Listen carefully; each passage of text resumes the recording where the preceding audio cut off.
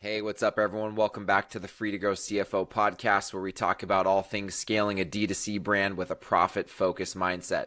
I'm your host, Jon Blair, founder of Free to Grow CFO, the premier accounting and finance firm for growing profit-focused D2C brands. Stoked to be back this week chatting with my buddy Chris Lang, co-founder of Fresh Chile and one of our Free to Grow CFO clients. Chris, it's great to have you on, man. How you doing? I'm doing well, thank you. Chris is a friend of mine and, co-founder of one of our Free to Grow CFO clients. He also has a really unique perspective on the entrepreneurial life. He's, in my opinion, a serial entrepreneur, has had his hands in several different areas of business, still does to this day. Also a former agency owner on the marketing side of the world.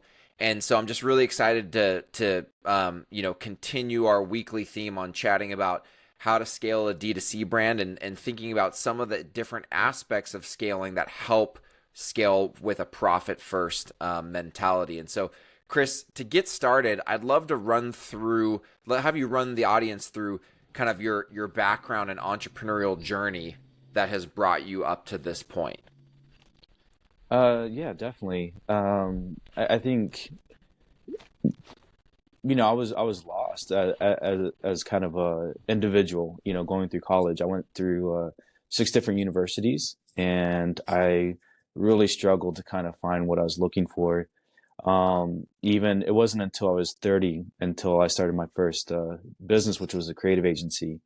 But I just loved, marketing, but I didn't know it yet. But I love taking photos. I love like building websites, and I love telling a story, and that's really the basis of everything. And so with the creative agency, I ran that, you know, uh, quite successfully here in New Mexico. Worked with Virgin Galactic, the New Mexico State University, done work for ESPN and the Outdoor Channel and various other um, you know clients as well. But what happened is I wanted to tell more of my community story. So in 2016, started Oregon Mountain Outfitters, which is a local apparel brand. And with every purchase, we would donate a meal back to the Las Cruces Public Schools. And in 2020, we paid off that debt for all the families on the reduced lunch program here in New Mexico. And so that's kind of how I got started with Fresh Chili. Is Randy kind of knew about me in the community at that point and kind of reached out to me. And he was making fresh red chili from the farms here in Hatch, New Mexico. Hatch is the chili capital of the world. And we live just 30 minutes from the farms here in Las Cruces. And so he was making this with his wife, Carol, in the kitchen. And they were just basically sort of just doing it as a gift around the holidays, because late season is kind of September, October. And then around the Christmas time, they would give it to his real estate clients. He knew he had something because his clients kept asking more and more for it. And we're like, okay, well, we got to take this online. Who do we talk to? And that's kind of how I kind of got started. So when I first met you guys, when I was first introduced to you guys as, potentially a prospect that could work with Free to Grow CFO, Hmm. I think I had an intro call with you, and you said, hey, and then I think we got Randy on the phone, your Hmm. co-founder, shortly thereafter, and you guys said, you got to watch this video, right? And you Hmm. sent me to the website to watch this, background story Hmm. video about Hmm. the birth of Fresh Chili. And we weren't yet working together. We were talking about working together, but I remember Right. laying in bed with my wife, showing the video to my wife Andrea, and I was just like super pumped because like there's something about story and Hmm. understanding the heart behind a business that changes everything from my perspective. Hmm.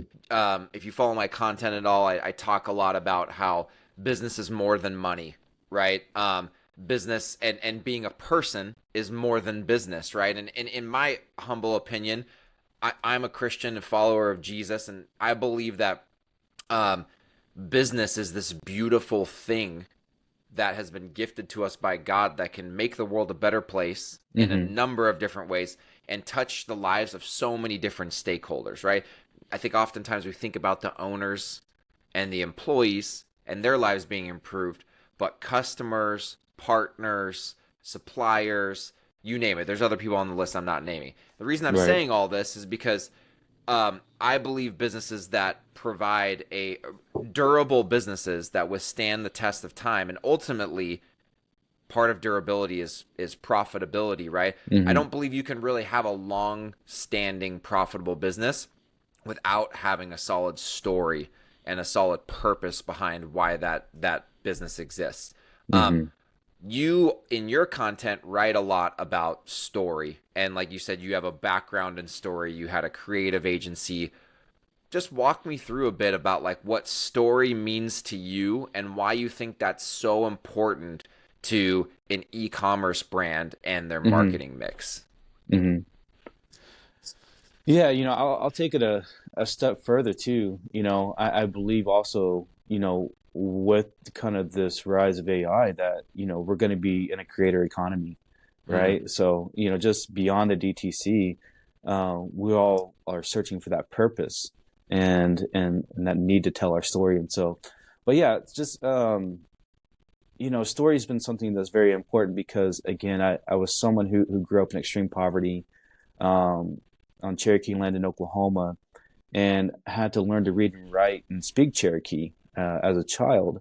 And the stories that were passed down, from a nation, were really inspiring to me. And I just, that's why they wanted to teach us is to preserve that story. So I think it was something that's been ingrained for me since my childhood, and really the main focus of everything that we do is we connect with each other on our stories. And so, with the creative agency, that was kind of really what I focused on. That was, it's like, hey, you have to tell the brand story.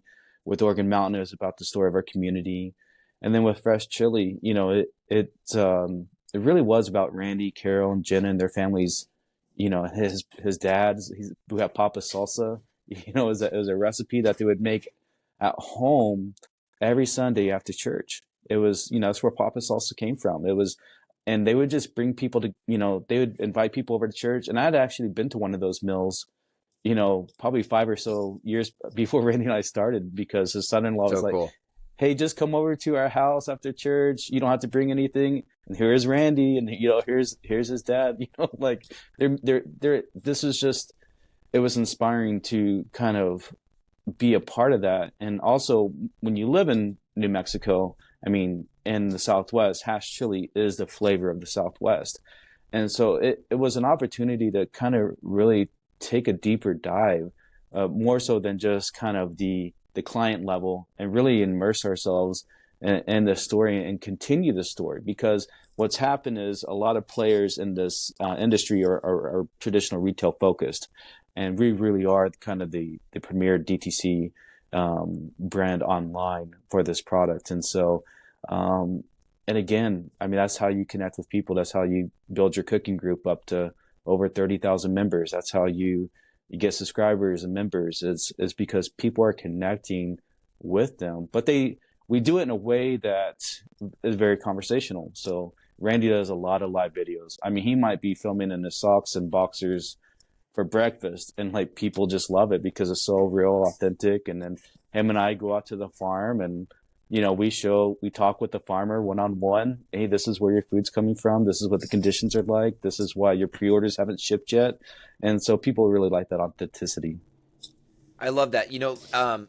The last several episodes of this podcast, we've talked a lot about like getting into like the numbers Mm-hmm. and metrics. And like, I think there's probably a place for that in our conversation today. But Mm-hmm. one thing that I think is missing in a lot of the conversation out there about profitable e-commerce or digital advertising is what is the messaging, right? Mm-hmm. What is the storyline? Who are you Mm-hmm. talking to? What do they care about? How do you connect with them? Because in Mm-hmm. reality, the metrics are driven by what?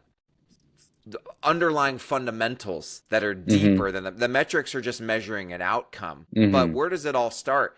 How do you Mm-hmm. think about what your ad says? How do you think about the content, whether it's video or still image Mm-hmm. or how do you think about what kind of creative is in your ad? And then when you get driven to a landing page or the home page, What's the story that's being told there? What's the imagery? What's the Mm-hmm. messaging? You're such a great person to talk about these underlying fundamentals with, Mm-hmm. because at the end of the day, you have a really deep focus on that in Fresh Chili, and I can Mm-hmm. see that in your advertising. I've gotten plenty of your advertising served up to me, and I can definitely see that. And so, what I want to talk a little bit about is, before we get into talking about, real kind of core Mm-hmm. and common e-com digital advertising metrics, let's Mm-hmm. talk about some of the best practices from your perspective of how to think through, like, what is the creative that you should consider using? How do you choose the right creative? How do you think about crafting a message? Talk me through some of that. Yeah, definitely. I think you have to start with, are you really in love with the product that you're selling? Mm. I mean, I know that probably sounds so true, but it truly is. I mean, there's a lot of people who kind of spin up these Shopify stores and think they can kind of, and I get it too. I mean, I probably started 10 Shopify stores, but the reality of it, the ones that I that have been successful are the ones that I truly believe in, right? I truly believe in the story that I'm telling, and the customers relate to that as well. So, the process really kind of looks like, us talking to our customers, going back to like whether it's a creative ad or whether it's a live video, is that, it's going to be Randy, maybe myself, Jenna, his daughter, and maybe the farmer. Like, we're taking people, like, there's not layers. I think I see a lot of focus on creative in this space, and everyone's trying to look at everyone's ad libraries, and everyone's trying to look at, like, all the latest hooks, all the latest UGC, and like, I get that, I really do. But again, it's, you c- I mean, we're not, we're focused on kind of our story and Hmm. connecting that story with people who also have had, that story from this region as well. And so, whether it's the emails that we're writing to our customers, a lot of them, actually will write Randy's emails, full disclosure, but it is like, it is like I'm talking to the customers, and Randy always says, eat more chili. And we see, use that as a signature. Um, if you order from us, there's a little thank you note, from Randy and Carol, to join our Facebook group and join 30,000 other members who are in our making recipes as well. There's also a handwritten postcard that gets sent out, 30 days after purchase, from Randy and Carol. So, all these touch points are really important to kind of make sure that our story is being told, from first purchase to post purchase. And, even as we start to segment out, retargeting, that again is like, hey, that story, we bring you back with that story. And so I think it is kind of thinking through each of those touch points, but I do believe that, is this really a product, a brand that you really believe in, that are you willing to be the face of, potentially, which not Yeah, every operator is comfortable with. I love that. So the interesting thing is that, like, when you can get a customer or a prospect to connect with your story, right? In my mind, it makes it more likely that, like, one, they're going to convert hopefully on Mm-hmm. that first purchase, but two, Mm-hmm. that they're going to come back again, right? Walk me through a little bit about, just like, what are some of the components of the story, or what are some of the creative that has been surprising that is actually Mm-hmm. performing really well for you Mm-hmm. guys? Yeah. So, creative wise is, okay, there's two factors here. Okay. So number one is the creative of just really taking people behind the scenes, whether it's the farm, we take them into our kitchen, we take them into our warehouse, we take them just kind of meeting different, employees of Fresh Chili. And so, we really kind of focus is that everything is authentic and real, and that we're real people, because there is a hang up online that, like, is this a scam? I mean, Hmm. that is a big, I mean, there's even those kind of comments on our videos where we're talking to people, right? Because again, people just, there is this barrier with some customers, like, can I really trust this? And so we really try to overcome those objections by making sure that everything behind the scenes is real. And we don't really try to edit a lot either. Even on the video production side, I try to leave things very raw, very Hmm. unedited, and that is very purposeful, because we want people to see that. The second component is also is brand positioning. So we had a product go viral last year because their name is 505, and they're the largest hatch green chili business on the market, and but they're out of Denver, Colorado. Mm. So, and the area code used to be 505 for all of New Mexico, but now it's two area codes. There's 575 here in southern Mexico and 505 in northern New Mexico. So I had an idea a couple years ago, and our general manager, Robert Purtle, come up with the recipe for 575 green and red chili. And people really embrace that story of like, this is the authentic stuff. This is I love it. 575. It's hatch chili. Like, I mean, it's also been a rallying kind of cry for locals here. So, it's one thing to get people all over America to buy your product, but it's also more amazing when people are wearing like 575 t-shirts, and they're talking how 575, they're getting in arguments at different checkpoints, like 575 is better. No, so it's just like, and again, it's because we're local families here living in the community. I mean, you can come talk to me at the farmers market every Saturday. I'm here in my store. I'm happy to talk to you. Randy's going to be running around Fresh Chile gift shop too. So people interact with us and they know us. And again, so I do think it's a component of that authenticity, but also sometimes what can you do from a product development to make sure your brand stands out? Mm-hmm. Mm-hmm. Yeah.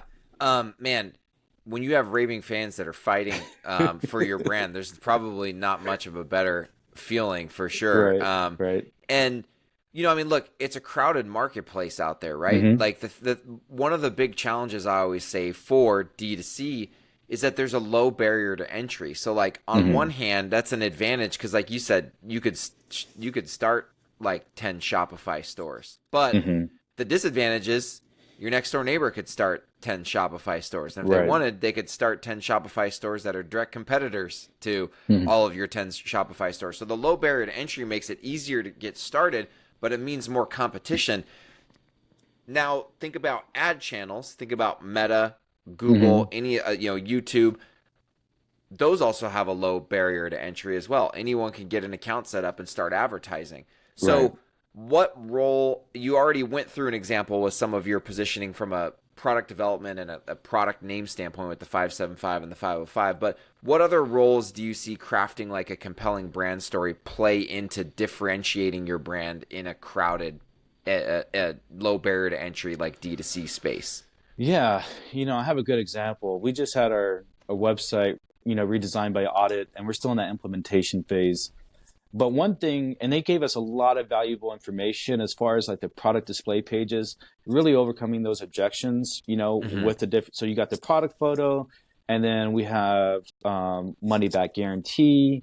So we really try to overcome on the product display pages anything that a customer, hey, they get to the page and they're like, okay, can I trust this? Can I buy it? And it's actually, our conversion has actually gone up from like, it was around a 3 point something. We've been at a 5.5 Wow. since those changes. So that's been that helps definitely on our efficiency side. But really kind of one thing that I did that wasn't in the implementation, and I started doing this on our Facebook ads too, is I was like, really the fundamental issue I think when we're trying to acquire new customers is people like, what is hash chili? So I For just typed sure. this, what is hash chili? Who is Fresh Chile, and why are they becoming America's favorite salsa company? I love Question that. I mark. saw that. I saw that on the homepage one day when I went to it.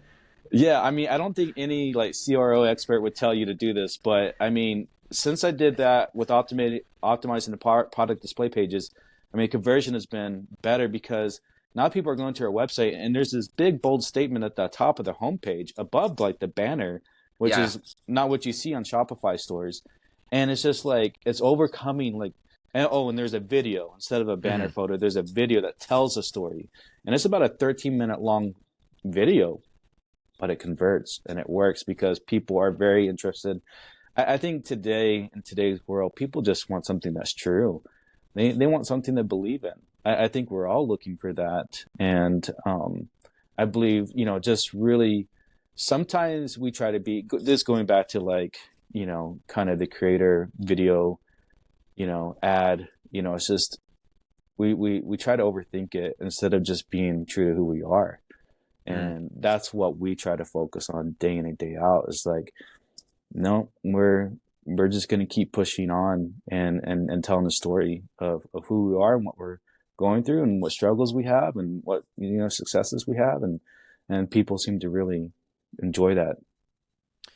I really, really love that. It's funny because like there's this connection between the authenticity that you guys are trying to communicate about you as people and about you as a company, but then there's the authenticity of the product itself, right? Like when you think about the 575 and the 505, and it's Yeah. like, hey, this company in Denver, they're kind of like, they're kind of imposters. Like we're the real deal, right? Like Right. we're right there, right by the farms in Hatch, New Mexico, right? And so, I love that. That's really cool.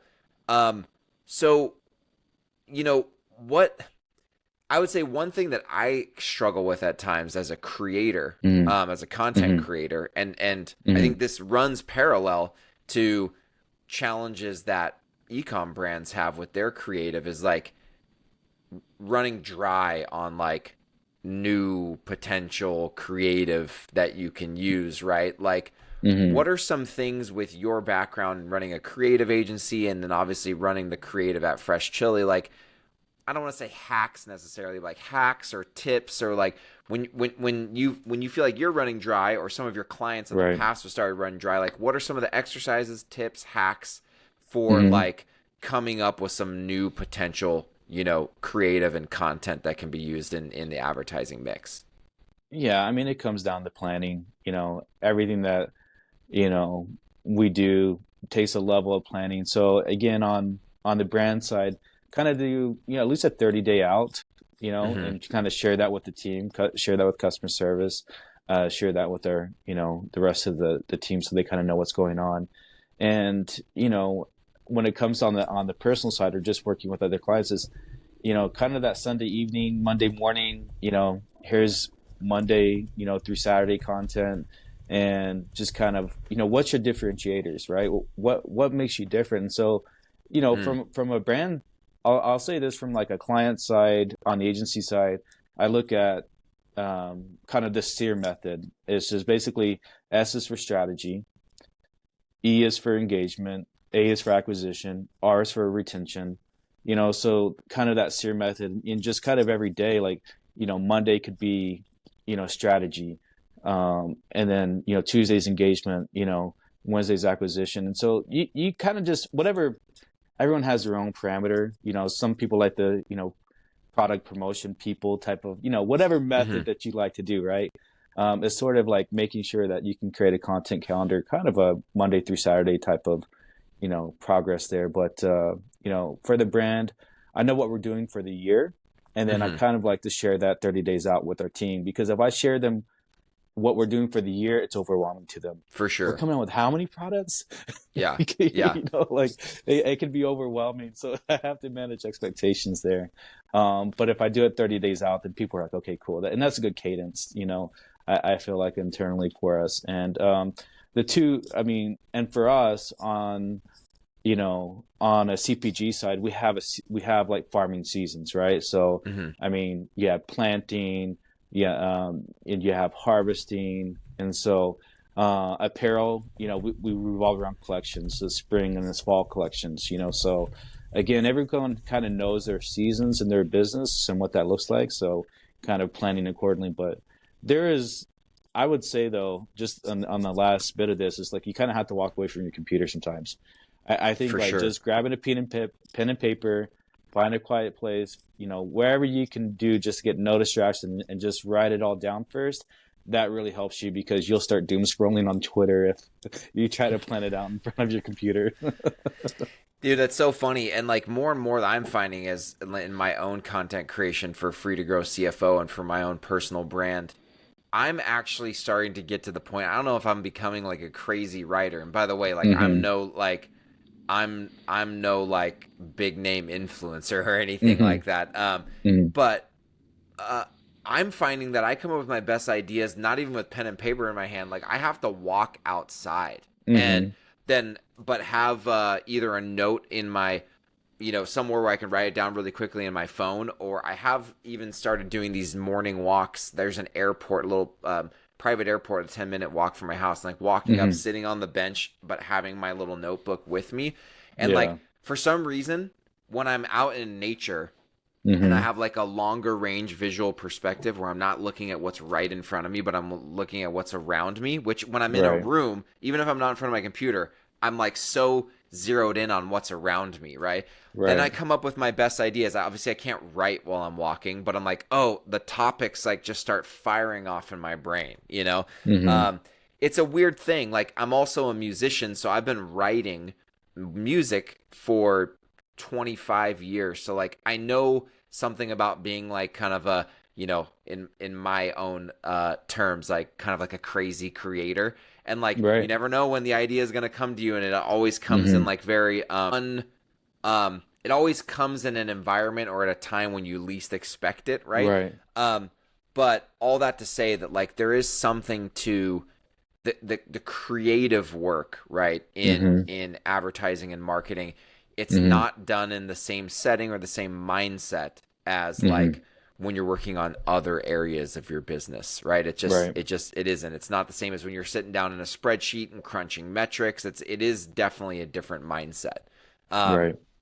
but so one thing I want to there's the few things you've been talking about that have making me think of a couple other areas of scaling and D2C brand profitably that I think you Hmm. can provide some really solid advice on. And the first one is Hmm. outsourcing versus insourcing when it comes to the creative function within Hmm. your D2C brand. And as a fractional CFO for D2C brands, this is something I get asked about all the time. Like, what areas of my marketing team should I have Hmm. in house versus outsourced? And there's something I learned when I was on the founding team of Guardian Bikes that we made a huge mistake. We outsourced the wrong parts of our marketing first. Right. And in particular, we outsourced the honestly like the creation of our core message, which Right. I realize in hindsight was a bad idea. Because why? Mm. Because we knew our customer. We knew the problem that we solved. We knew the mission that we were on as a company. Hmm. Right. The agency didn't know that. Now certainly they can help us craft it, but the core of it had to come from us. So that's the Right. example I'm setting the stage with. What are your opinions for a scaling D2C brand, how they should consider outsourcing versus insourcing on the creative side of their marketing function? Yeah, that's a great question. I spent last week with Randy going through a spreadsheet and honestly like going through and cutting a lot of like software apps, maybe vendors, and really trying to kind of free up some marketing and because again, it can kind of get away from you if you're not careful, right? And so, what our marketing team looks like at Fresh Chile is me. I kind of handle everything in house. I handle the emails, I handle the meta ads, the Google AdWords. I handle kind of the video production. If we're doing videos on the farm, I'm just throwing CapCut, throw some captions on, upload it to YouTube. I've had some help in the past, some internal video editor, design, but kind of going forward, it's been me in the past, and going forward, it's kind of me for now, for this year as well, because we have to run efficiently. And marketing, you're already spending so heavy on meta Mm-hmm. that it's really hard. But again, I mean, I had the opportunity of being an agency owner, so I learned a lot of skills kind of beforehand and kind of running my own brand previously, where again, I kind of look at it as, you know, I could probably do better on my email agent, by hiring an outside agency, and I could probably do better on my Facebook ads, but it's a fine line of kind of that to seven figures to 5 million to 10 million, to 20 million. At what point do you kind of let go Mm-hmm. and kind of find those right partners? And I believe in having the right partners. definitely, on the CFO side, I mean, that's where Free to Grow is really important to us because, again, it is a part of marketing. I need to know what my efficiency is. I need to know what numbers I need to hit. And so when I really think of our marketing, it's like, I'd rather invest in a good CFO and make sure that our bookkeeping, that our accountant, that our numbers are accurate before I try to start scaling again and maybe trying to find vendors that you know that may be great vendors, but again, we'll just continue to not be efficient as we're kind of really looking forward to being in a position in the numbers, just to be profitable. And so I think that's where, like, I know that wasn't really maybe the direction that, you were heading with the question, but that's true. That's where I'm at today is if I can kind of shoulder, those responsibilities, I'm going to do that because as you grow a business past 7 figures, it's a numbers game For and you sure. got to know your numbers. Well, there's a couple of things you brought up there that I want to kind of like summarize for the audience. One is when you're talking about outsourcing versus insourcing, whatever that function might be, you very clearly were talking about the internal strengths and competencies versus internal weaknesses, right? And like for you guys, you have a strength internally on the marketing front because of your background, right? Not every brand has that. The ones that Right. don't have that, they need to outsource to cover their internal weaknesses, right? You Right. brought up an internal weakness that you guys did have, which was on the accounting and finance front. And so you chose to outsource that to Free to Grow CFO.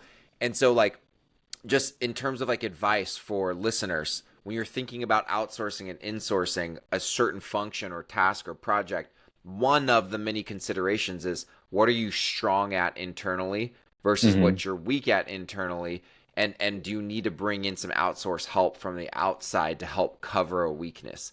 The other thing hmm is understanding your costs, the cost benefit of hmm outsourcing versus insourcing, right? And one thing you mentioned, Chris, was like, hey, yeah, at some point you are going to need to get some help on the marketing front. It can't be all you, but you want to understand the costs and the profitability of the business first and really make sure you have like high fidelity and a clear hmm understanding of what that is so that you can understand the implications and the impacts of bringing on more help, right? And so you hmm guys chose the sequence bringing on Free to Grow to help with accounting and finance so you could get that high fidelity and then based on that make decisions downstream of what you bring, in-house or what you outsource to get you guys additional support as you continue to scale.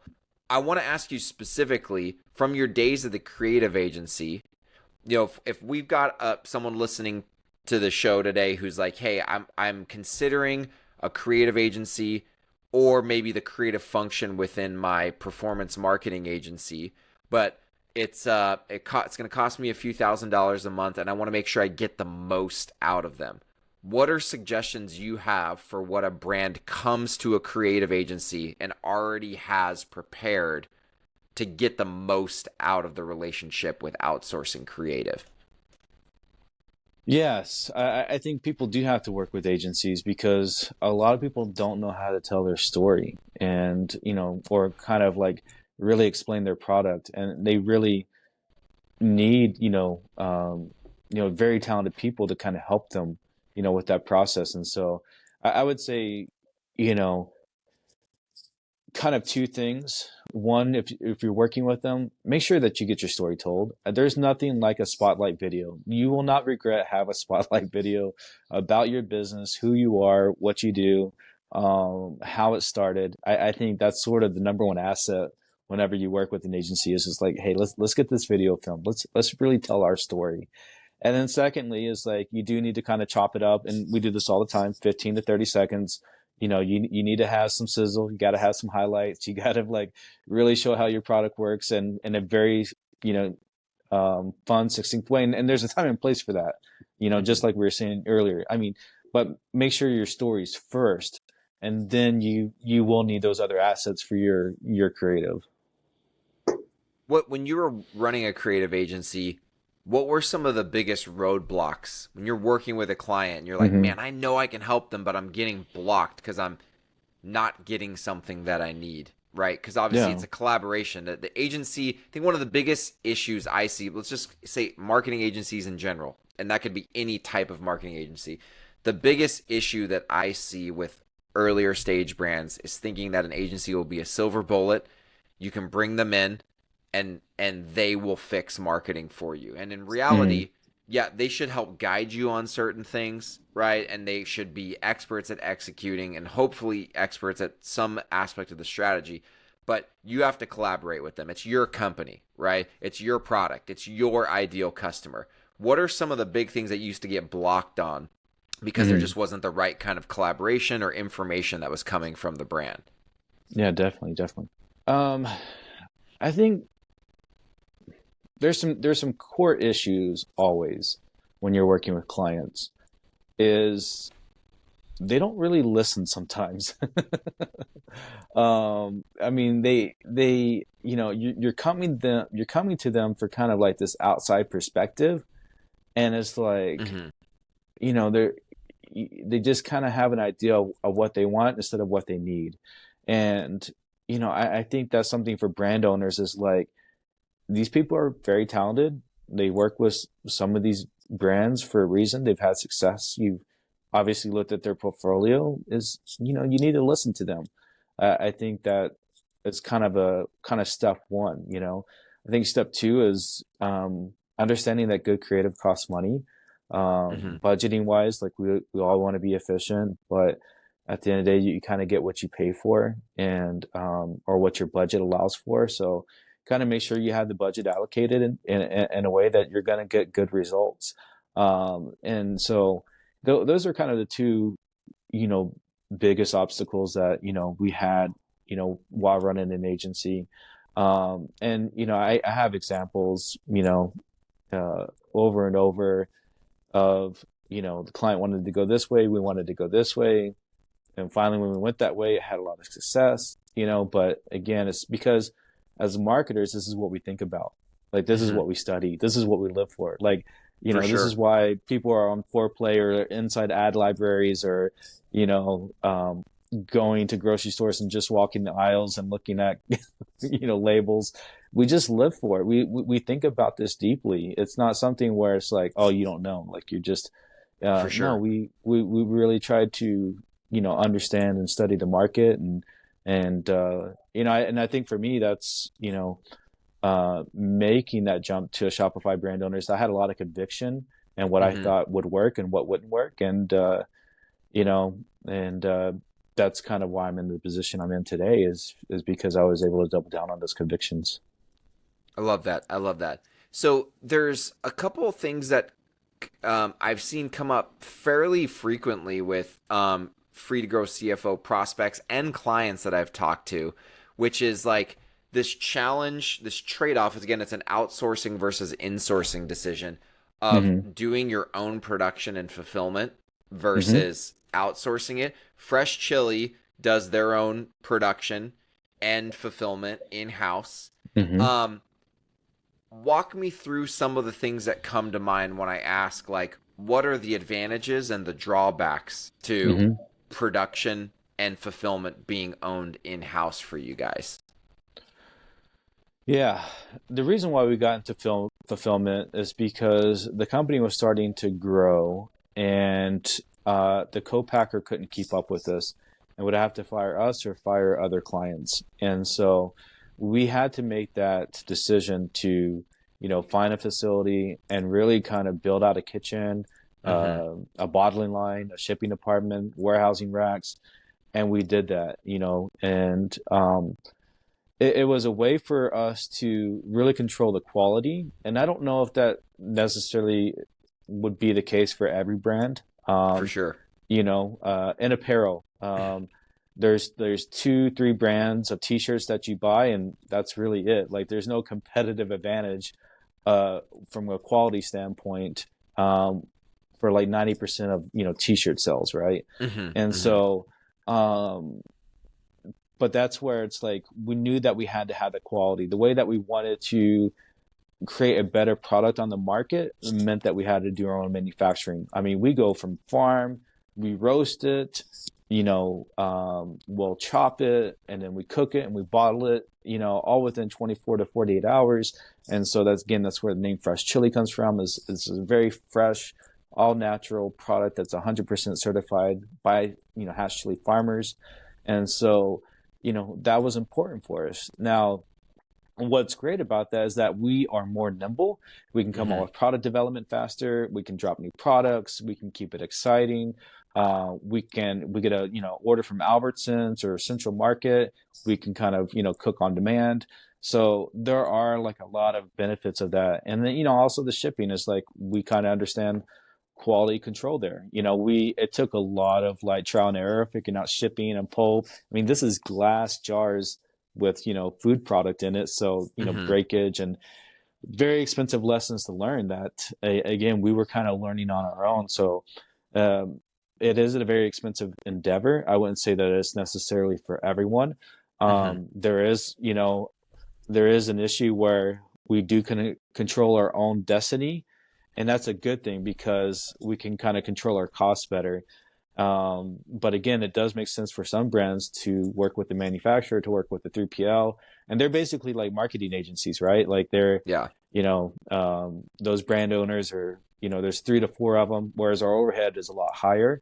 So our monthly overhead is higher as well. So we got to meet certain sales projections to make sure that we keep our kitchen going, keep our shipping going, and other people inside of our business as well. And so I would say that, um, one of the biggest advantages is that nothing's stopping us, from getting to 10 million on the production side, Mm-hmm. other than our sales at the moment. And then whereas, if you're working on with a manufacturer, overseas, or you're working with a 3PL, there are limitations where you might have to, wait 6 months before you can scale. Yeah, so there's a concept that I've talked with you guys about a lot, and that I've talked with well, we as CFOs in the space have to talk about this with anyone that is any brand that's considering or is already manufacturing in house. It's the concept of what's called operating leverage. Operating Mm-hmm. leverage is the fancy finance term for high fixed operating costs.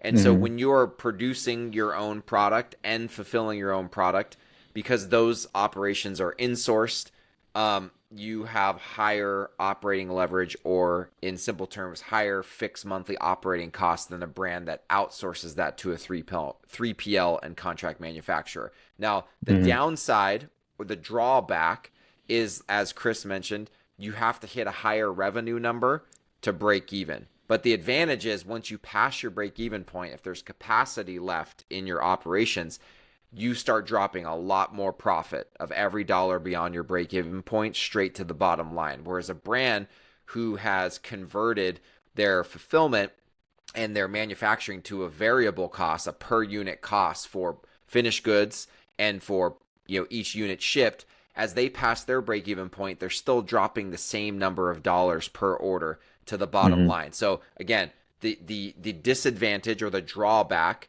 is you need to hit a higher revenue and contribution margin dollars to break even. But once you pass that break even point, if you have more capacity left in your manufacturing, your fulfillment operations, you can start becoming wildly profitable. So that's just a little like finance tidbit for anyone listening in and like thinking through potentially that insource versus outsource decision. There's one other thing you've mentioned a couple times, Chris, that I want to touch on related Mm-hmm. to scaling a brand profitably. It's seasonality. You guys, Mm-hmm. like we work with about 25 brands. All of them have some component of seasonality. There's Mm-hmm. only one or two that don't have a ton of seasonality because they're like supplements. It doesn't matter what Mm-hmm. time of year it is. If you're a raving fan of that brand, you're buying them all the time. But Mm-hmm. besides that, every other consumer brand we work with has some component of seasonality. You guys have actually an extra layer of seasonality challenge because there's a seasonality on the production side that is Mm-hmm. quite accentuated. There are some Mm-hmm. brands we work with, especially like apparel brands, they might manufacture in China. there's definitely a seasonality because of things like Chinese New Year, right? And Hmm. the country shuts down. So there's seasonality to production. But you guys, you have a product that is the staple is hatch chili. There's a harvest that happens at the same time every year, right? And to go along with the brand promise that you guys have of like, this fresh, Hmm. authentic hatch chili salsa from the Hatch, New Mexico region, you Hmm. guys have to crank through a lot of production all at one time. Walk me through just some of the challenges to profitability that Hmm. you guys experience on the seasonal nature of the production side of your business. Right. So one reason why a company like us hasn't existed in this space is because of the seasonality. Mm-hmm. The market consideration for this is usually August. That's when all the grocery stores kind of bring out the roasters and they kind of start roasting for the public. Mm. And this is sort of, happening now, from Southern California all the way to Texas. So it's very regional, throughout the Southwest. And, that's also been a big question that I've kind of like, how do we make this a year-round business instead of, sort of a August through December business? Because that's the thing, like you kind of crank it up around July, August, and then, obviously with Q4, there's a lot of like gift giving and just, so it does really well for 6 months of the year. So what we started to do is we started working on product development. We currently have about 27 different products. We'll end up, past 30, and I don't know if anyone would really recommend doing this, but it has worked for us because we've been able to come out with a 575 lineup, where Mm-hmm. it is a more of a finished product with spices and seasonings, and it's not raw chili. So we do our fresh products, kind of in season, where it's just kind of raw green chili, raw red chili. We have about a handful of those products that we have to do fresh, but we have barbecued, we got mustards, we got ketchup, we got cocktail sauce. We have other, Papa's and Mama's salsa. Again, those are products that can be done out of season and that we try to Mm-hmm. focus on January through July. Got it. And it's also giving our customers a way to, make sure they have hash chili flavor, but in their mustard or in a ketchup. And then where that recurring subscription or recurring membership is, higher throughout the year. And again, it's kind of a long play game, Mm-hmm. but it is something that we have done intentional. And again, we kind of doing this small batch, and we actually have this new functionality that we're custom coding with the developer right now, where when we do our pre-orders for our small batches, they'll be able to pre-order the kettle. So kettle Mm. number one, kettle number two, kettle number three, I love that. and really kind of just show that we do focus on the quality, even if it's not in season. It Mm-hmm. is a small batch quality that we are in, making sure that the customer has the highest level of satisfaction. Man, you're making me hungry, and I keep thinking of that video of Randy with I think it's with a hamburger that he's Yeah. like pouring Oh just like a man. big old thing of salsa on and just like Yeah. eating it like that. Yeah. Yeah, I'm getting hungry right now. I'm a huge salsa junkie. I mean, Yeah. like, um, probably unhealthily so, but because of the things that I eat with this, with the salsa on top of. Right. But man, yeah, Yeah. I love that. So it's interesting because, again, going back to the beginning and middle of our conversation, you're talking about this authenticity and this connection to real people through and through. You just mentioned like the kettle, right? Like you can get kettle one and kettle two, and like I mean, it's just like there's something real here. And I will say this, like this is an aside. This has nothing to do with scaling a brand profitably, but it's like a core belief of mine. Unfortunately in the food world, especially here in the U.S., but anywhere that's like a first world country, food product development and manufacturing has become incredibly impersonal, and it has Hmm. become very much about cranking out low cost foods, right, that Right. are high margin and that have like a high shelf life. And so what do we have Hmm. is we have foods that are like have unnecessary amounts of salt and sugar and preservatives. And quite frankly, I know this because I have three little kids. I have a 5-year-old, a 3-year-old, and an 18-month-old, and they're all addicted to processed food. And it's honestly it's not something I cared much about when I was younger. I was raised on Right. processed food, but as I've gotten older, I've done some reading on it, and like I realize now I don't think that large food manufacturers are evil. There are some people who live on that side of the world. I just think it's they've done that because that's what scales, right? Right. You have a Right. General Mills or whoever, those processes scale, right? Automated food production with long shelf life, it scales and it's profitable. Now we've got companies like Fresh Chile that are telling you what kettle your product is made in and trying to make it very personal. These are real people. These aren't like just these large food brands where your food is being made who knows where with what in it, because it's going to sit on the shelf for X months and still be okay once you buy it. And so I love Mm. that. I think there's this there's absolutely in the food and bev CPG world, there's this rise of like brands that actually stand for something, and brands Mm. that like don't just stand for something but are like truly authentic, and like the quality and the story behind it are it just as important, if not more important, than the product itself. And so Right. this has been really, really cool. This conversation has been fascinating, and I think it's going to be super helpful for so many of the people listening. Before we kind of land the plane here, Yeah. I want to ask. I always like to end with a personal question. Sometimes I ask someone about what they're reading or listening to or they're loving. Yeah. I'm going to ask you about your faith, because you and I Yeah. are both men of Christian faith. And I was on a podcast several months back, and a guy asked me at the end, totally caught me off guard. I don't even know if he's a guy of faith. He just said, "Hey man, Right. you're a man of faith. I know that. How does that play into your business life?" And I was kind of like, "Whoa." He didn't tell me he was going to ask that, but it's actually my favorite question that I've ever gotten being on someone else's podcast. So I'm going to ask it to you. You're a man of Christian faith. How does that play into your daily life, and how does that bleed into your life as a business owner? Yeah. It's number one. I kind of look at life as five areas: faith, family, uh, fitness, finances, and focus. And faith is kind of the constant driver of all of it. I'm very fortunate to have a partner, Randy, who is a man of faith. Our general manager is a man of faith. Malachi, who runs our inventories, a believer. We have so many believers in our organization. We start our meetings with prayer. We come to God with the challenges that we're facing with prayer. And Randy's a big part of that. Leading, and believing, and it's inspired me. Um, I think too, like, can't get it twisted. Like, what we do is very hard.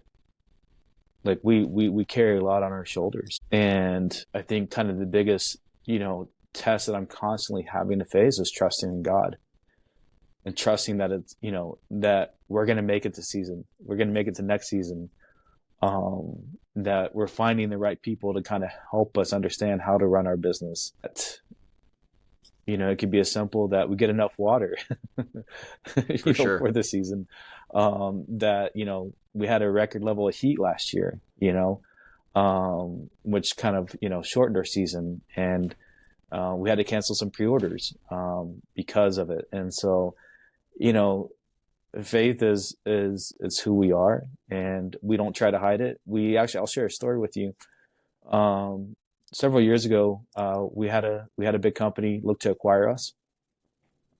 It would have been a seven-figure payday with stock options, and I was on the phone with Randy and them, and they're like, "Look, we have a couple conditions." And this is specifically for Randy at the time, but you can't say anything political or religious over the next 5 years on your social media. And we both walked away. And Randy gave his reasons. And when it came to me, I was like, I believe in free speech in America. And, we are men of faith. And we're going to thank the Lord, and what we do. So I know a lot of people would say you take that money every time. And so we didn't. We know that God has something else in store for us. And so we're thankful and grateful. I love that. You know what? Simply said, from my perspective, Fresh Chile, a brand and a company full of people that mean something and stand for something, through and through, all aspects of the product and your guiding principles as people and as a business. So I love that. Before we close down here, where can people find more Mm-hmm. info about you? Because I think you have some Mm-hmm. great content. Where can more people find? Where can more people find info on you and on Fresh Chile? Yeah, all the social media handles for Fresh Chili are at the Fresh Chili Co. And then for me on Twitter, that's Chris Lang Create, and on LinkedIn, it's Chris Lang Brands. And again, I just try to take people behind the scenes daily of what's going on. I share our numbers, good and bad. Today will not be a great, but it'll be an honest take of what was really going on and this in the last 7 days. Awesome. Well, Chris, I really appreciate you taking us behind the scenes of your story, the story of Fresh Chili. For everyone listening, look, we didn't talk about a bunch of metrics and stuff today related to scaling a profit-focused D2C brand, but let's be honest with ourselves here. The messaging, what your business stands for, your brand story, if you do that well, it is one of the components that will help improve the metrics and help drive profitability. You need to have a solid story. You need to know what your brand stands for. You need to know who your customer is, and you need to know how to connect with them with compelling creative.